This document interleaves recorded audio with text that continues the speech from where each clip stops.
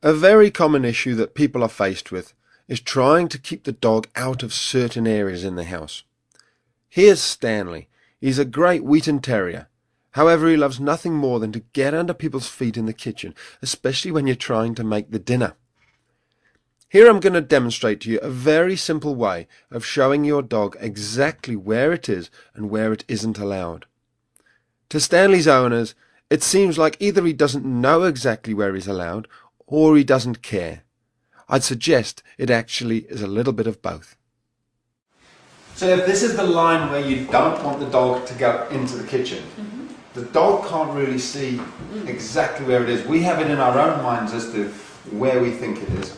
But to make it really clear to the dog, all we're going to do is put down some sticky tape. It's crucial that there's a very obvious line for your dog, such as a change in the floor surface from wood to carpet. If there isn't, you need to make a clear dividing line using tape. Don't worry, it doesn't have to be forever. All we're going to do is kind of encourage him to come in.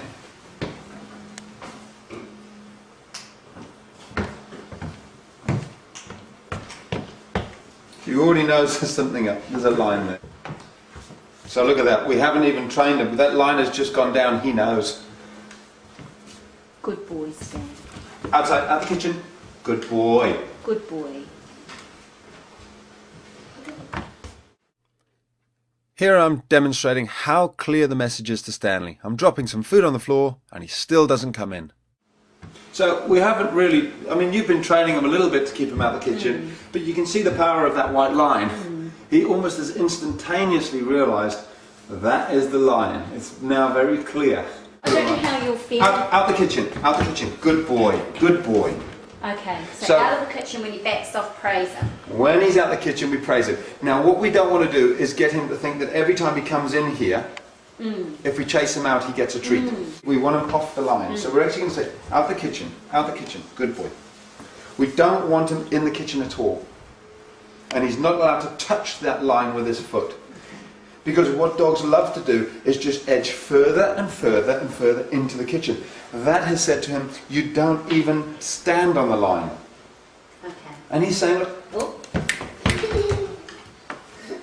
And you can see you can use any sort of energy to drive him out. Even just stamping your feet a little bit, moving towards him. Maybe, shh, out the kitchen, out the kitchen. Are you making sure you don't look at him, or are you looking I'm not looking at him now to invite him in. Right. If you look at him, you invite him. So I'm deliberately ignoring him.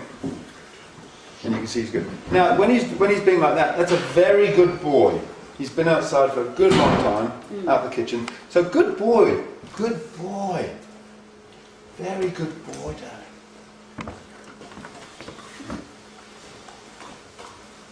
A little bit further.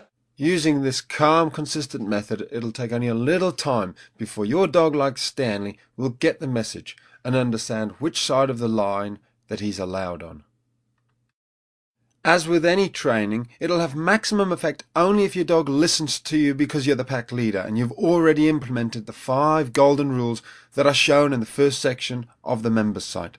If you aren't a member yet, then hopefully this will give you a clearer idea of how to communicate to your dog and how willing they are to listen to you when they respect all your decisions.